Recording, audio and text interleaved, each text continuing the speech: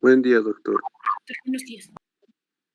Vamos a tener la cátedra de anestesiología. Mi nombre es Luis Zapaza, soy médico anestesiólogo del Hospital Regional Manuel Núñez Butrón. Vamos a llevarlo tal como el sílabus lo indica, una parte teórica y una parte práctica, con prácticas simuladas. Entonces, se va a cumplir de acuerdo a lo dispuesto por la cátedra de clínica quirúrgica. Para empezar, cuando hablamos nosotros sobre las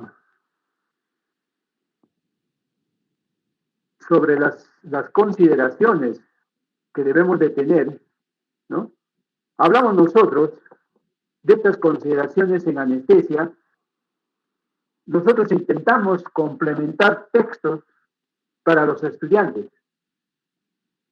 Aquellos estudiantes que comprenden las bases de la anestesia, recuperación y terapia intensiva. Especialmente la importancia de los fundamentos de la fisiología cardíaca, de la fisiología respiratoria y de la fisiología renal. Sin embargo, en esta parte, lo que hacemos nosotros es darles conocimientos de fisiofarmacología o también de inmunofarmacología o también de neurofarmacología, tanto en la parte cardíaca como en la parte respiratoria y en la parte renal, en el sistema nervioso en general. Nosotros laboramos en un hospital docente donde hay escasos recursos, la infraestructura es deficiente, ¿no? Y ya nos hace falta mucho el material médico. Pero en estas consideraciones de anestesia vamos a ver que mientras nosotros tengamos conocimientos fundamentales de la fisiología cardíaca, fisiología renal, respiratoria y nervioso, podemos obviar en cierta forma material médico. Entonces, si nosotros hablamos de los indicadores de logro, ¿no? Entonces tenemos conocimientos de las técnicas de anestesia, las que vamos a hablar. Algo más importante que esto es prevenir las complicaciones que se puedan considerar complicaciones anestésicas. Hablamos de calidad en anestesia, hablamos de responsabilidad en la anestesiología y la seguridad.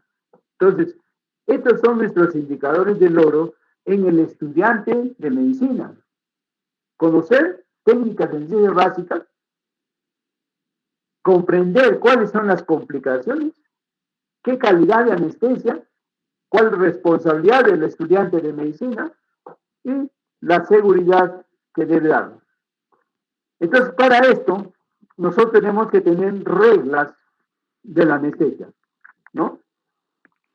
Si hablamos de reglas de la anestesia,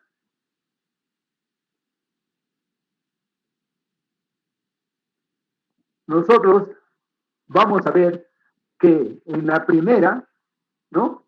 Una evaluación preoperatoria. Una evaluación preoperatoria adecuada, ¿no? A veces la indicación principal que nosotros, para que un paciente sea intervenido quirúrgicamente, indicamos nada por vía oral, nada de alimentos. Pero esto es supeditado a la edad del paciente, a la patología del paciente, ¿no? Para indicar que no debe comer nada. Vamos a ver más adelante cómo es que nosotros indicamos nada por boca en un niño, por ejemplo, que está lactando, ¿no? Solo son 4 horas, ¿no? Y la leche materna no se considera alimento sólido. Por otra parte, también nosotros tenemos la posición del paciente. Si nosotros tenemos una posición del paciente, ¿no? En la camilla quirúrgica, tenemos que saber la fisiología, qué es lo que está sucediendo, pasando en esa posición. el corazón, el pulmón, los riñones, ¿no? Entonces tenemos que tener conocimiento de esta posición del paciente. También tenemos que tener la revisión de los equipos de anestesia. Tenemos que tener en cuenta cuáles son los equipos, conocer los equipos y cómo nosotros hacemos la revisión diaria antes de las intervenciones quirúrgicas. Asimismo también, ¿no? Tener un aspirador listo, ¿no? Para las secreciones.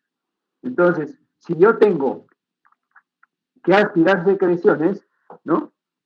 Tengo que tener entendido, ¿no? Por ejemplo, ese Jan Kauer, ¿no? Unido al aspirador de secreciones. También tengo que tener en cuenta, ¿no? Las vías respiratorias. Cuando hablo de vías respiratorias, ¿no? Tienen que estar estas vías respiratorias libres de cualquier elemento que pueda provocar una obstrucción, ¿no? Entonces, las vías respiratorias, cuando yo le coloco el tubo de mayo o cuando yo voy a dar anestesia. Luego vamos a ver la ventilación, que tiene que estar listo, ¿no? También tenemos que controlar esta ventilación del paciente. Una vía endovenosa, ¿no? Las vías endovenosas, ¿no? Abiertas, listas, ¿no? Como se ve acá, preparadas, ¿no? Para cualquier evento que nosotros podamos colocar fármacos.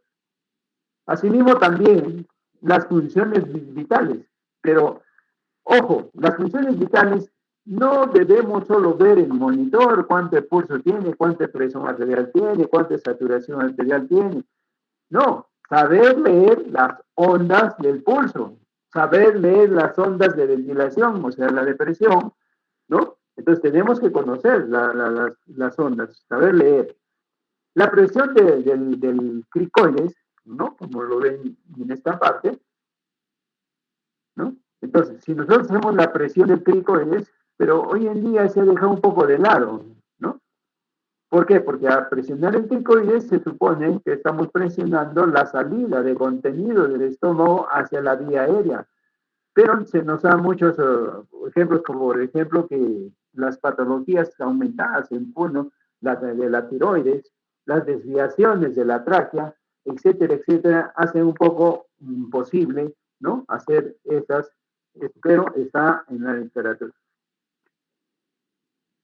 Cuando hablamos de fundamentos, también hay una pericia fundamental en la anestesia.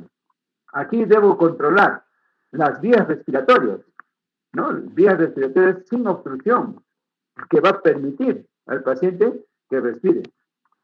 Asimismo, también la respiración. Tengo que saber cuál es la oxigenación, cómo hago la ventilación, cómo proveo a los alvéolos oxígeno y cómo remuevo el dióxido de carbono de la sangre que circula a través de los pulmones. Otro fundamento, la pericia fundamental es la circulación, el volumen circulatorio, ¿no? Y por ende tenemos que ver la presión arterial y el flujo sanguíneo adecuado. Proveen oxígeno a las células corporales y también remueven el dióxido de carbono de la misma. Y por último tenemos que tener conocimiento de farmacología, una fisiofarmacología de los medicamentos, ¿no? Porque las medicaciones, los medicamentos ayudan, ¿no? A ciertas patologías o cambios que yo voy a hacer durante la anestesia, especialmente en las vías respiratorias, en la circulación, ¿no? Cuando hacemos analgesia o damos anestesia. Entonces, estos principios de la anestesia lo hacemos mediante la preparación del paciente. Y para preparar a un paciente, debo conocer la anatomía, la fisiología, la farmacología, de haber practicado el tipo de anestesia que tengo que utilizar o lo que vamos a contemplar. En segundo lugar, otro principio es la vigilancia. Siempre debemos nosotros estar alertas durante todas las fases de anestesia, desde el inicio, donde empezamos la inducción de la anestesia, hasta la finalización de la cirugía y de la anestesia. Cuando hablamos, por ejemplo, de escepticismo, ¿no? Debemos reconocer que su evaluación del paciente y la información dada por los familiares puede ser confusas, ¿no? No se le explica bien al paciente qué es el procedimiento de anestesia, entonces se queda confundido en la familia, especialmente en niños, y que los datos del cirujano o del laboratorio pueden ser erróneos. Es algo que siempre ocurre con frecuencia, ¿no? Entonces nosotros debemos hablar de escepticismo, ¿no? Cuando hay dudas en los pacientes, por algo hay una ficha de consentimiento informado. En cuarto lugar, tenemos la versatilidad como principio de la anestesia, ¿no? El anestesiólogo debe ser versátil, ¿no? Debe ser posible modificar el plan inicial de acuerdo con las circunstancias. ¿Qué tipo de anestesia le he explicado al paciente y qué tipo de anestesia está programada por diversas circunstancias que yo encuentre, tanto en las patologías, fisiología, ¿no? Que pueda modificar la técnica de anestesia.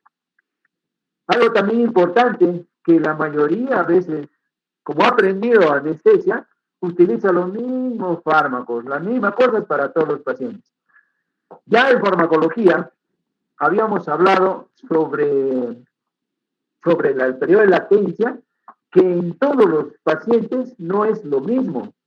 Hablamos de una variabilidad biológica, ¿no? Por más que sean parecidos, iguales, similares, en todos los pacientes no es lo mismo. Por lo tanto, la farmacología en anestesiología no debemos tratar a todos de la misma manera. Algunos pacientes pueden ser perjudicados con este uso de rutina que se utiliza. Otro parámetro que es la conveniencia, que es la enemiga del paciente, ¿no? A mí me conviene que me pongan tal anestesia, pero si el anestesiólogo te dice no te conviene esta técnica, vamos a utilizar la otra. La duda sobre la ventilación o oxigenación. Muchas veces dudamos si ventilo o oxigeno, ¿no? Además, los fundamentos que hemos expuesto hay que considerar.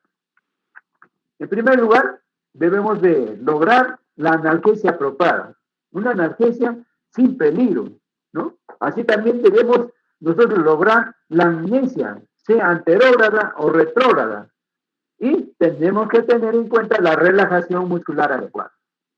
Entonces, si yo tengo los componentes de la presión arterial y la ventilación minuto, estoy hablando de gasto cardíaco, ¿no? Estos componentes debo conocerlos y saberlos, ¿no? También tengo que tener en cuenta otro fundamento, es el tercer espacio, ¿no? El volumen urinario, cuánto de orina está produciendo el paciente y la capacidad funcional residual, ¿no? Junto con la capacidad funcional respiratoria residual. Entonces, en los principios de anestesia tenemos que tratar a los pacientes tal como le gustaría que lo traten a usted. Vamos a empezar hablando sobre las consideraciones cardiovasculares. Esto ya tienen conocimiento, ¿no? Nosotros tenemos acá la aurícula derecha, el ventrículo derecho, la aurícula izquierda, el ventrículo izquierdo, ¿no? Entonces, si yo hablo de macrocirculación o hablo de microcirculación, entonces tengo que tener entendidos los capilares sistémicos, ¿no? A nivel cerebral, ¿no? A nivel del corazón, a nivel del hígado, a nivel del riñón, ¿no? Y a nivel de los músculos. Muchas veces solo entendemos lo macro, la macrocirculación, pero es importante que tengamos que entender de una vez la microcirculación, ¿no? Entonces, cuando hablo de los capilares sistémicos, van a representar los capilares del cerebro, del corazón, del hígado, del riñón, de los músculos. El corazón, sabemos nosotros que impulsa la sangre a través de un circuito cerrado, ¿no? Llega a los capilares pulmonares, las venas pulmonares, ¿no? Y vamos a ver ya en el atrio izquierdo, ¿no? Entonces, si vemos nosotros desde el punto de vista del lado venoso hasta el lado del atrio izquierdo, o sea, la aurícula izquierda, ventrículo izquierdo, y vamos a hablar también de la aorta, ¿no? Y así también hablamos de arterias sistémicas, arteriolas, capilares sistémicos, y hablamos de las vénulas, las venas, ¿no? La vena cava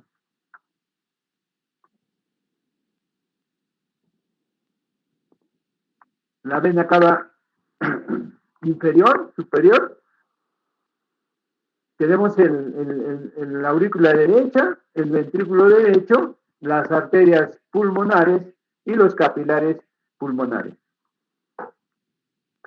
Entonces, si nosotros ya tenemos conocimiento de lo que nosotros vemos, ¿no? Hablamos de los principios generales de la anestesiología. En farmacología hemos hecho sobre la regulación de la presión arterial. Pero empecemos a definir qué es presión arterial. Presión arterial es la fuerza ejercida por la sangre contra una unidad de superficie cuando hablamos de biofísica. Esa superficie es la pared del vaso. Y las medidas las damos, ¿no? Las medidas las damos en equivalencias a 1,36 centímetros de agua y la densidad en milímetros de mercurio, 13,6 gramos por centímetro cúbico, ¿no? Veces mayor que el agua, ¿no? Entonces, si nosotros tenemos entendido esto, vamos a tener que regular dentro de un grupo grande llamado autorregulación, ¿no? Y también vamos a hablar de regulación sistémica. En esta regulación sistémica está la regulación de la presión arterial, ¿no? O una regulación a corto plazo, a mediano y a largo plazo. Para entender todo esto, vamos a hacer un pequeño resumen de este tema en una visión global para tener la idea y puedas recordarlas de acuerdo a la fisiología de los pacientes. Entonces, ¿qué vamos a tener en la presión arterial? De hecho, los cambios en la presión arterial sistémica y o pulmonar pueden causar variaciones, ¿no? Esas variaciones pueden ser en el estado mental, en el nivel de actividad física, puede también cambios en la piel, el color, la temperatura, la frecuencia, el ritmo, la presencia de esput y su color, distensión de las venas, la temperatura corporal, la frecuencia, amplitud y el ritmo del pulso, el volumen de orina, la oxigenación, el balance ácido-base, los sonidos cardíacos, respiratorios, ¿no? El tamaño del hígado, el abdomen y la presión venosa central. Entonces, si yo tengo entendido la ecuaciones correspondientes a la presión arterial, digo que presión arterial es igual al gasto cardíaco o volumen minuto por la resistencia vascular periférica, ¿no? El volumen sistólico o gasto cardíaco es el volumen sistólico, ¿no? Por la frecuencia cardíaca. Entonces, la presión arterial viene a ser gasto cardíaco, volumen sistólico por la frecuencia cardíaca y la resistencia vascular periférica. La ecuación va a mostrar que la presión arterial es el producto del volumen sistólico por esta frecuencia cardíaca por la resistencia vascular periférica. Si nosotros vemos ya, ¿no? Acá el producto del volumen o gasto cardíaco, ¿no? Entonces vamos a ver este volumen sistólico, la frecuencia y la resistencia periférica cambian, sus variaciones relativas van a determinar si la presión arterial aumenta o la presión arterial disminuye o también va a permanecer igual. Cuando vemos nosotros a corto plazo, nosotros tenemos que acordarnos algo que lo vimos antes en farmacología, ¿no? Que la presión arterial va a ser igual al gasto cardíaco y este está dado por el volumen sistólico, ¿no? De inyección por la frecuencia cardíaca. Y el volumen sistólico, ¿no? De inyección tiene tres componentes: la precarga, el inotropismo y la poscarga.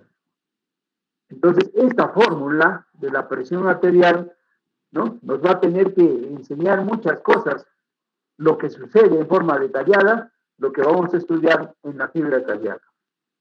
¿Cuándo hablo de hipertensión arterial? Cuando está aumentado el gasto cardíaco y yo aumento de la resistencia vascular periférica.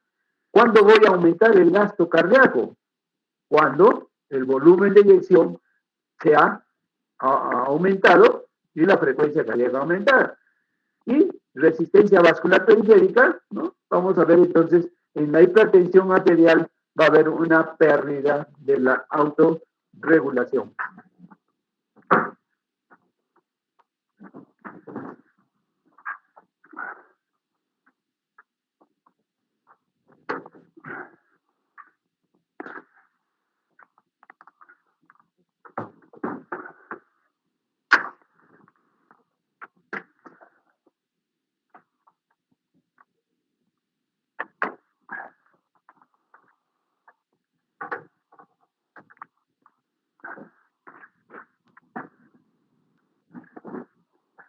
Entonces, cuando nosotros vemos, ya hablamos de variables, ¿no?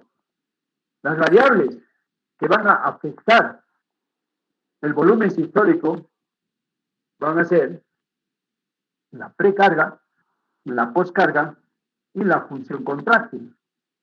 Entonces, en el volumen minuto cardíaco, que es la cantidad de sangre emitida en un minuto por el ventrículo derecho, por el ventrículo izquierdo, ¿no?, la fórmula del volumen minuto, volumen sistólico por la frecuencia.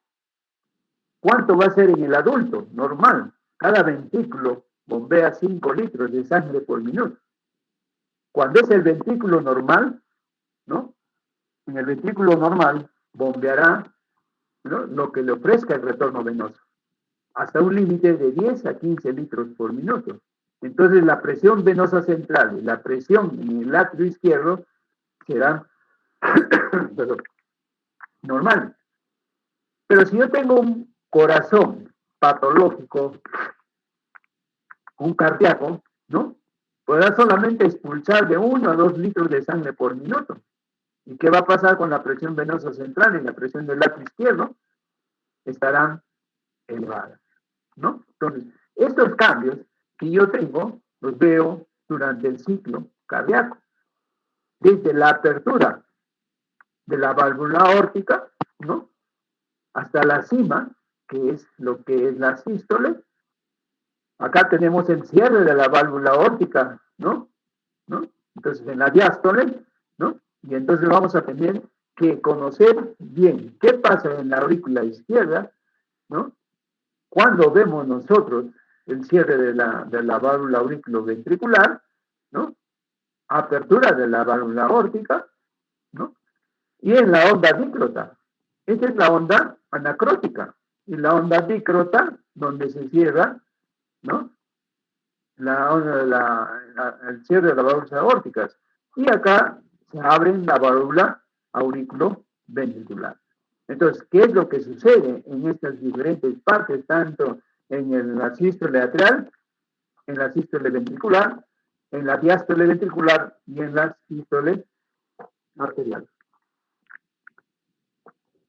Entonces, en la presión arterial, ¿no?, cuando nosotros hablamos de variables, vamos a ver lo que afecta el volumen sistólico.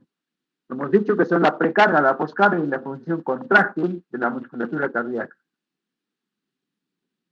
Y nosotros vemos en este gráfico que el volumen, o sea, la precarga, medición o estimación del volumen ventricular telediastólico, al fin de la diástole, y depende del estiramiento del músculo cardíaco previo a la contracción. Esto se relaciona, por tanto, con la longitud de los sarcómeros. La precarga, ¿no?, puede verse alterada. ¿Por qué? Por el retorno venoso. Y aquí estoy hablando de la disfunción diastólica. Se debe a una pérdida de la distensibilidad de las paredes del corazón, sobre todo en contextos de cuando tenemos una isquemia miocárdica o una hipertensión arterial crónica. Entonces va a haber una alteración constrictiva cardíaca. ¿no? Y lleva también a una dificultad en el llenado. Se producen casos de constricción pericárdica o derrame pericárdico. Entonces es bien entendido que tenemos en cuenta este volumen sistólico, cantidad de sangre impulsada por el ventrículo en un latido. El volumen sistólico es de 70 a 80 ml en el adulto normal en reposo. Este volumen sistólico depende principalmente de la cantidad de sangre que llegue al llenado del retorno venoso. Del llenado. El volumen sistólico también depende de la contracción adecuada del músculo cardíaco para vaciar los ventrículos en la contractilidad miocárdica. En este gráfico, como ustedes están viendo, ¿ya? Nosotros tenemos que el miotropismo positivo va a ser que se debe al aumento de la disponibilidad del calcio citosólico durante la diástole. Entonces, esta activación de la rinodinia, ¿no? En la liberación del calcio, del citosol. Entonces, durante la diástole, para interactuar con las proteínas contráctiles en la sístole y aumentar la rapidez de la contracción del sarcómero y la extensión de esta. Y esto va a ser a través de la troponina C, ¿no? Del calcio, a través de la actina, la miosina y la proteína de la tropomiosina. Entonces, si nosotros tenemos entendido este incremento del calcio intracelular, es consecuencia de la disminución. Puede ser inducida por un fármaco. Entonces, el ingreso a través de los canales de potasio y el egreso de sodio por medio de la sodio-potasio ATPasa a nivel de membrana. También tenemos que tener en cuenta, ¿no?, la frecuencia cardíaca. La frecuencia cardíaca es el número de latidos por minuto. Entonces, si nosotros vemos que el retorno venoso es reducido, el corazón va a aumentar la frecuencia cardíaca. En ciertos casos o tipos de enfermedades cardíacas, el paciente no puede aumentar el gasto cardíaco, pues no le es posible aumentar la frecuencia. Estos pacientes solo pueden ser actividad física limitada. Cuando yo veo en anestesia niños, estos niños dependen primariamente en la frecuencia cardíaca. ¿Para qué? Para aumentar el gasto cardíaco. El pulso lento en el infante es un signo muy peligroso. Durante la anestesia pediátrica, la bradicardia es generalmente debida a una estimulación vagal. Y también cuando utilizo fármacos en anestesia, ¿no?, que son, por ejemplo, el alotano, ¿no?, o también cuando se produce una hipoxia durante la anestesia, ¿no? Entonces, esta variabilidad del pulso, ¿no?, tenemos acá en la gráfica, en el corazón, 2.5 segundos, y vemos nosotros a través de las ondas PQRS, T, ¿no?, el intervalo de RR. Aquí vemos nosotros en el electrocardiograma el pulso. También tenemos que tener en cuenta, ¿no?, ciertos pacientes cardíacos que tienen una frecuencia cardíaca, ¿no?, alta, una frecuencia cardíaca muy rápida. El tiempo de llenado diastólico va a ser breve, ¿no? El volumen sistólico y el volumen minuto es bajo. Entonces, el tratamiento, ¿cuál va a ser si tengo yo, ¿no?, en esta recaptura de calcio, la relajación, ¿no?, y la contracción bajas? Aplico lo que es un digitálico, ¿no? Entonces, cuando yo tengo este canal de sodio, ¿no?, L lento, y tengo un intercambiador, ¿no?, un intercambiador de sodio-calcio, ¿no?, que es en la membrana celular. Asimismo también tengo la bomba de sodio-potasio ATPasa, ¿no? pues este sodio con 2 potasios, ¿no? Y también tengo la vinodinia, ¿no? En el retículo sarcoplásico para recapturar el calcio a través de la vinodinia, y tengo también el calcio ATPasa, ¿no? Entonces, todo esto me va a configurar que la frecuencia cardíaca, los latidos por minuto, puedo manejarlos o representarlos. Cuando hablo ya de resistencia periférica sistémica en las arterias y arteriolas periféricas, que el músculo del ventrículo izquierdo debe superar para proveer sangre a los tejidos. Entonces, esta resistencia en las arterias y en las arteriolas, ¿no?, periféricas, que el músculo del ventrículo izquierdo debe superar para proveer estos órganos, ¿no?, el grado de contracción de este músculo debe superar, ¿no? Entonces, este músculo liso en las arterias arteriolas está determinado por el diámetro de las mismas y, consecuentemente, la resistencia periférica. En segundo lugar, con resistencia alta, dada que el diámetro vascular disminuido, ¿no?, es difícil al ventrículo impulsar sangre. Pero también tenemos el otro contexto del brusco aumento de la resistencia, resultado de alta presión arterial. La hipertensión de larga duración y de etiología oscura está asociada con el aumento de la resistencia periférica y la disminución del volumen sanguíneo. Por ejemplo, en anestesia, pacientes con eclampsia tienen hipertensión, ¿no?, la enfermedad hipertensiva del embarazo, resistencia periférica aumentada, pero el volumen sanguíneo es bajo. Entonces, si la resistencia es baja y las arteriolas y venas están dilatadas, la sangre permanecerá en ellas y el retorno venoso estará disminuido, ¿no?, resultando un bajo volumen sistólico, pues la cantidad de sangre que llena al ventrículo va a disminuir. La frecuencia cardíaca aumentará para compensar este gasto cardíaco disminuido. Entonces, la resistencia baja puede ocurrir en el shock neurogénico, shock séptico, o también en la anestesia radial.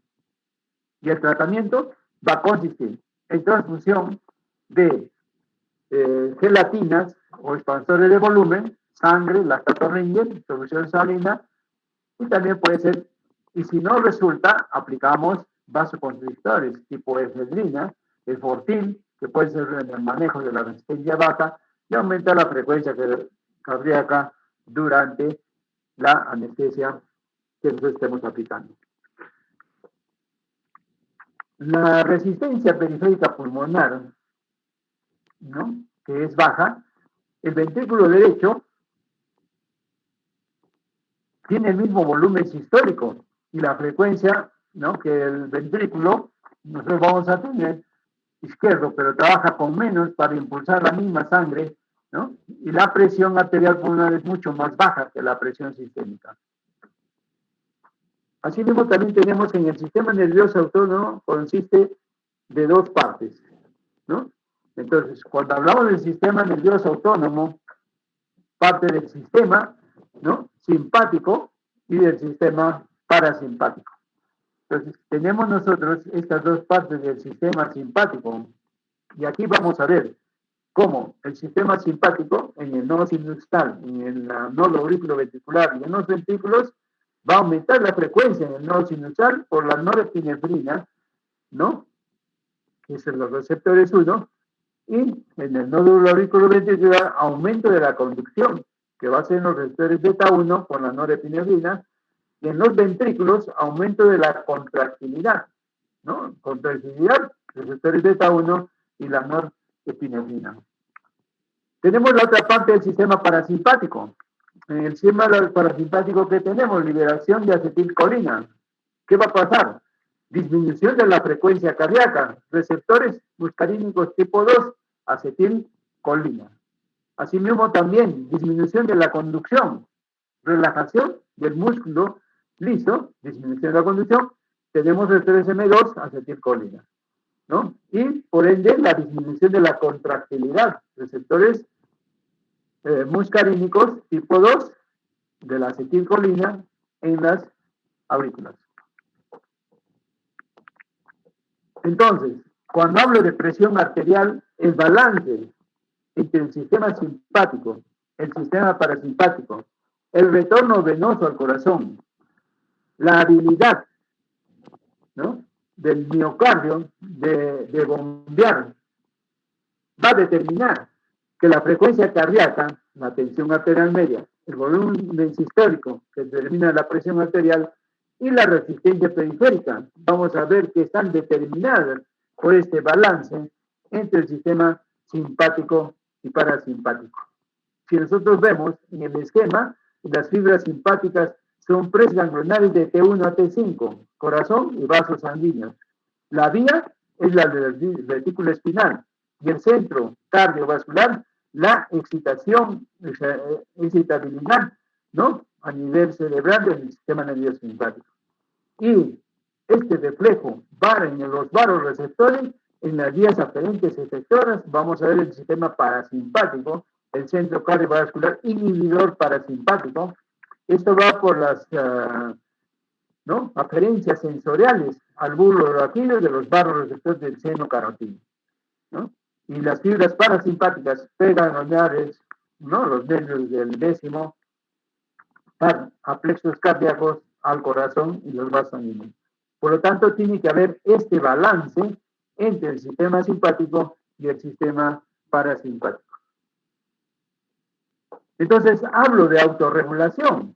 ¿Qué es la autorregulación?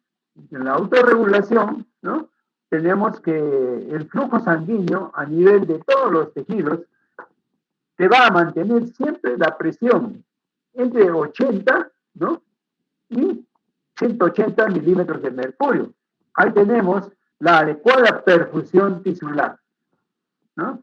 Entonces, hacia abajo, si es que esta presión baja, vamos a tener la hipoperfusión y tenemos la hipotensión arterial, ¿no? Y hacia arriba, ¿no?, tenemos la hipertensión arterial. Tanto la hipoperfusión, hipotensión o hipertensión, ¿no?, vamos a tener estados patológicos. ¿Pero por qué? Si es que no logro perfundir a los tejidos, el órgano blanco se va a dañar. ¿Y cuál va a ser el órgano blanco que se va a dañar? ¿No? El corazón, las fibras cardíacas, las fibras de las neuronas, ¿no?, y el tejido del riñón. Entonces, ¿qué es la presión arterial?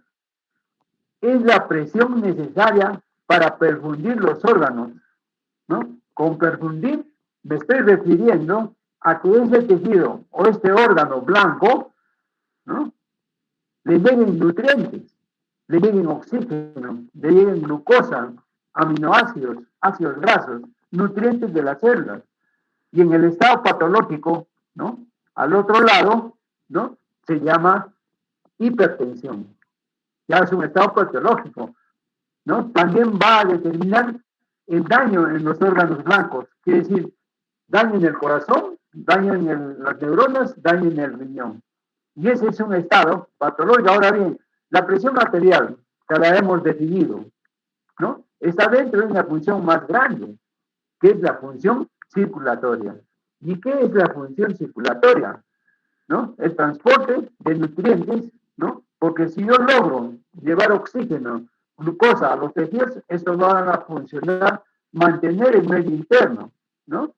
Entonces, preservar la función celular. Y obviamente, si es que esta célula produce sustancias nocivas, va a ayudar a desechar estas sustancias nocivas. Entonces, todos los sistemas están diseñados para responder a un paciente de manera aguda cuando tiene hipotensión, ¿no? Esta función circulatoria, ¿no?, que es el transporte de nutrientes, mantener el medio interno y preservar la función fisiológica del corazón. Vamos a ver ahora los fundamentos del sistema nervioso autónomo. cuando hablo del sistema nervioso autónomo, ¿no? Estoy hablando del cerebro, estoy hablando de la médula espinal y estoy hablando de los nervios periféricos. El cerebro, la médula y el nervio periférico constituyen el órgano único con billones de células interconectadas, ¿no? Entonces, estas señales son eléctricas casi instantáneas y estas fibras musculares, ¿no? Y nerviosas son las únicas que tienen estas señales eléctricas casi instantáneas intercambiadas constantemente entre el cerebro, la médula espinal, los nervios y los demás órganos. Y la señal eléctrica constante puede ser motoras, puede ser sensoriales, autonómicas, y ayudan a mantener y regular el organismo. Si ustedes ven en esta gráfica, en el corazón, la vía deferente simpática. Entonces tenemos el cerebro, la médula espinal, los nervios periféricos, ¿no? Y las células interconectadas, llamadas los plexos, ¿no? Especialmente si estas van, los nervios preganglionares, hasta intermedio lateral, médula espinal en el simpático de T1 a T5, los ganglios cervicales, nervios postganglionares, ¿no? Los nervios cardíacos, y asimismo también los ganglios simpáticos de T1 a T5, los cardíacos, nervios postganglionares. Entonces tenemos los efectores, células marcapasos en los cardiomiocitos. En la médula espinal se tiene 31 segmentos bilaterales. En primer lugar, los impulsos motores viajan del cerebro, la médula y los músculos. Los impulsos sensoriales viajan de los órganos, ¿no? De los órganos a la médula y al cerebro. El dolor, el tacto, la presión, la temperatura y la propiocepción poseen nervios especiales. Los nervios para el olfato, ¿no? El gusto, la visión y la audición van directamente, como ven acá, van directamente al cerebro.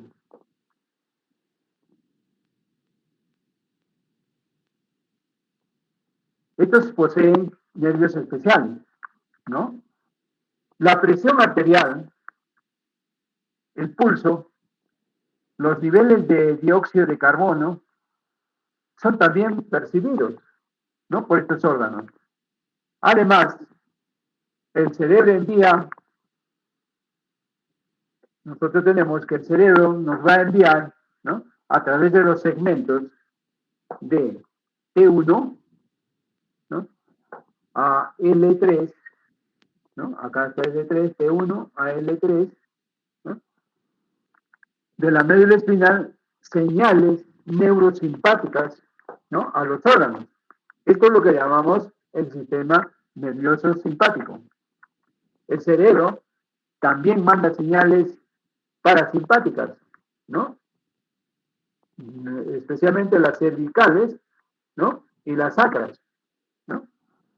Entonces, el sistema nervioso parasimpático, a través del nervio vago, ¿no? Vamos a tener que es también el nervio neumogástrico y los segmentos de S2 a S4 de la médula y los segmentos cervicales. El sistema nervioso simpático y parasimpático juntos constituyen el sistema nervioso autónomo. Autónomo va a significar automático, independiente. El individuo no ejerce control consciente sobre el sistema nervioso autónomo. Ambos sistemas, simpático y parasimpático, estimulan constantemente a los órganos, ¿no? Es un sistema que puede temporariamente dominar al otro, de acuerdo con las necesidades orgánicas. de acuerdo a la vía aferente simpática. Asimismo, también tenemos que cuando el cerebro es estimulado por dolor, miedo, hipotensión, hipoxia, el mismo aumenta las señales a los órganos a través de la médula y el simpático.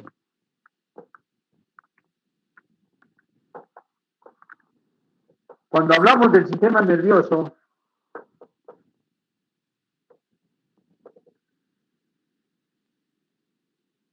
simpático, desde el cerebro, ¿no?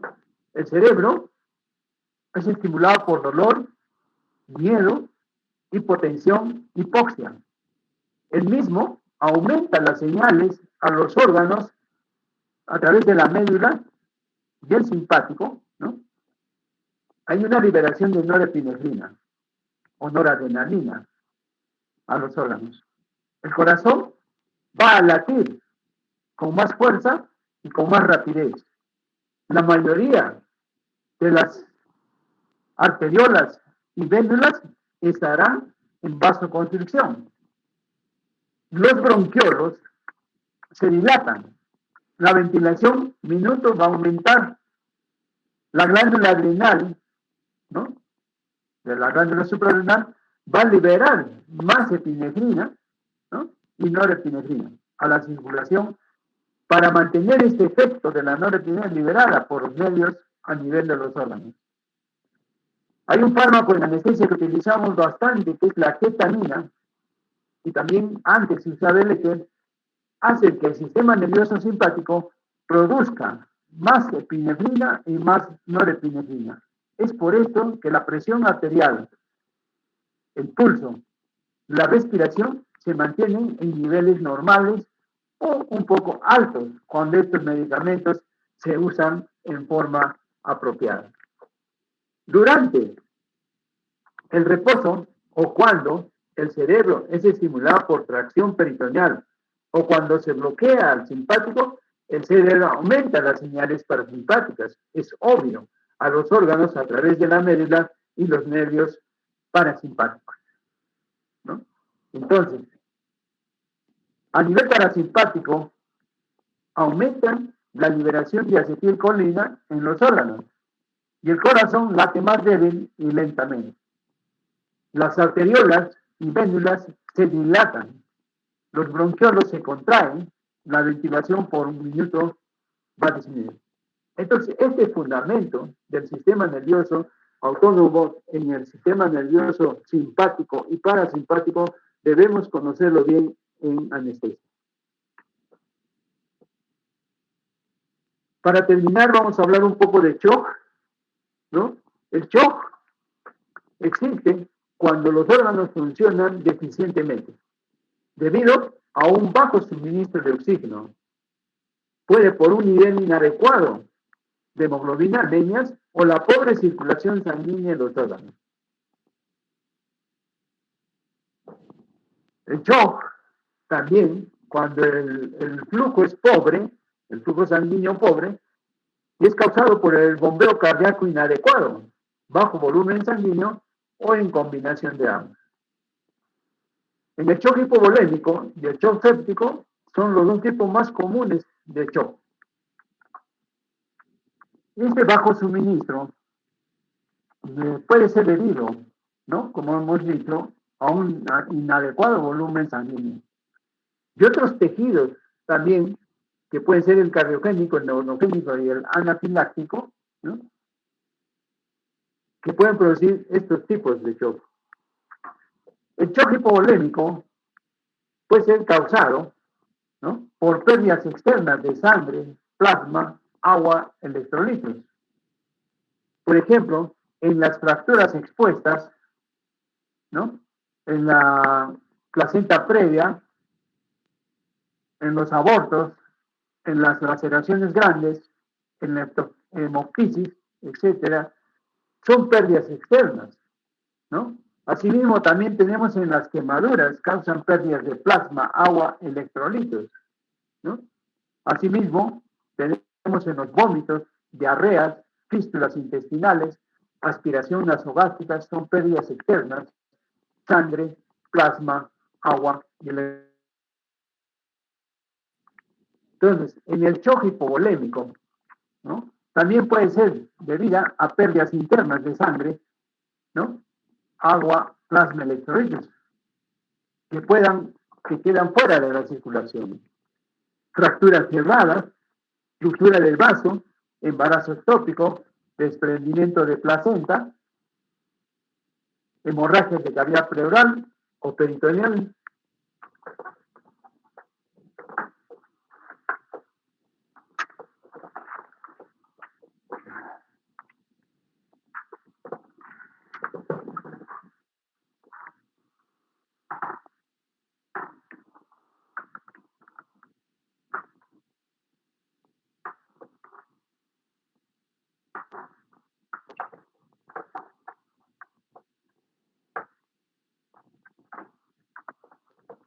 Perdón, la batería está abajo.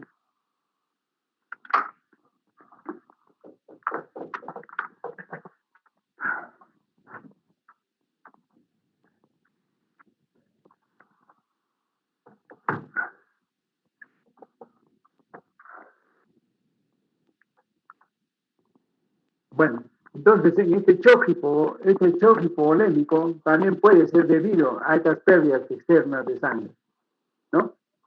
Cuando nosotros hablamos de anestesia, por ejemplo, en las peritonitis, pancreatitis, heridas por resección, atricción, trauma quirúrgico, también puede haber pérdidas de agua, plasma y electrolitos en el espacio extracelular, o son conocidas como pérdidas intersticiales o el tercer espacio.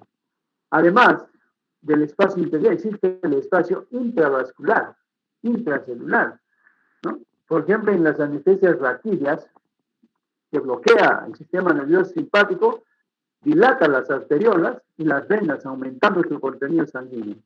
Como consecuencia, el retorno venoso y el volumen ventricular van a disminuir. La presión arterial puede ser baja y puede dar lugar al shock. Entonces tenemos los síntomas: sed, sensación de frío, fatiga. Y los signos que podemos encontrar en el shock: taquicardia, pulso débil, disminución de la presión arterial, cambios mentales, letargia, confusión, agitación, extremidades frías, hipotermia, taquimia, volumen urinario disminuido.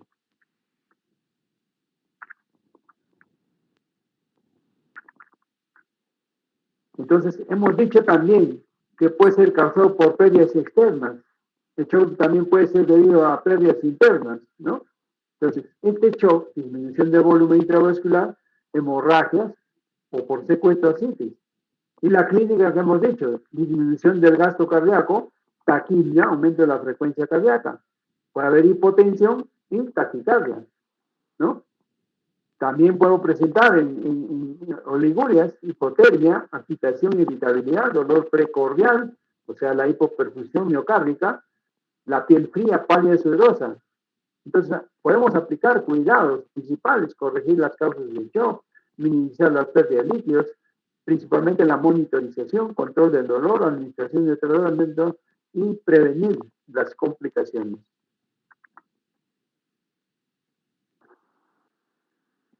Cuando existe también hipovolemia y bajo retorno venoso, el corazón trata de mantener el gasto cardíaco. O sea, ese gasto cardíaco es el volumen minuto, aumentando la frecuencia para compensar el volumen sistólico bajo. Sabemos nosotros que el gasto cardíaco es igual al volumen sistólico por la frecuencia cardíaca.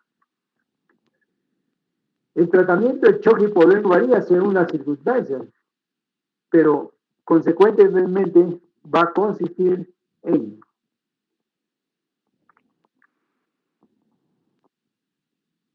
vamos a ver,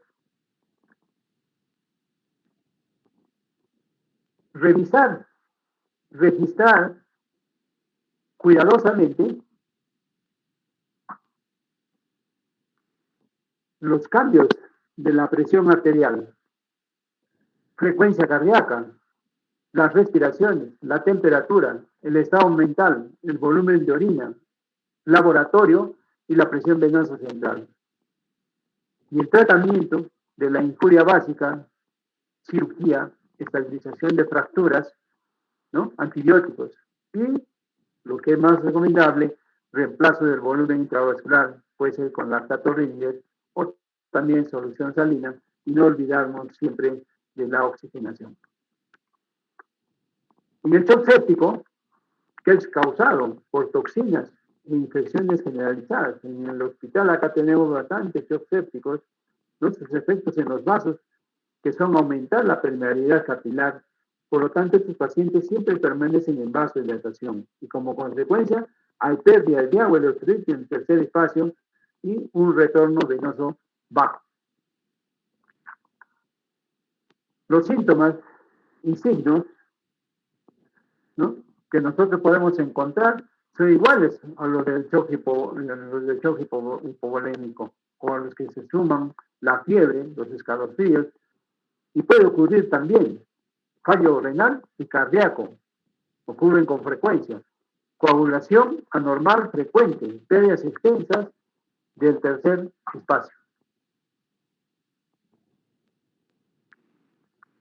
Causas comunes de shock séptico tenemos nosotros la peritonitis, el aborto séptico, obstrucción biliar o urinaria con infección secundaria, infección de catéteres permanentes en la vejiga, en la tráquea o en los catéteres venosos, especialmente catéteres venosos centrales. El tratamiento de shock séptico, ¿no?, el tratamiento es rápido, intenso, de la causa básica con antibióticos y o cirugías, en especial ya que la mortalidad es alta, aún con el mejor régimen.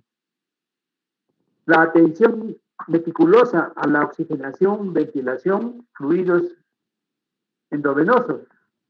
Asimismo, también el volumen urinario, nutrición son indispensables para la sobrevida. La acidosis metabólica está siempre presente en el shock séptico. Proveer a las células con oxígeno, tratando de mejorar la circulación capilar, es el único tratamiento efectivo. Si el enfermo no responde con el manejo óptimo de los fluidos endovenosos, ¿no?, el goteo endovenoso se hace con dopamina, adrenalina, noradrenalina, para mantener la presión arterial, y esto podría ser beneficioso.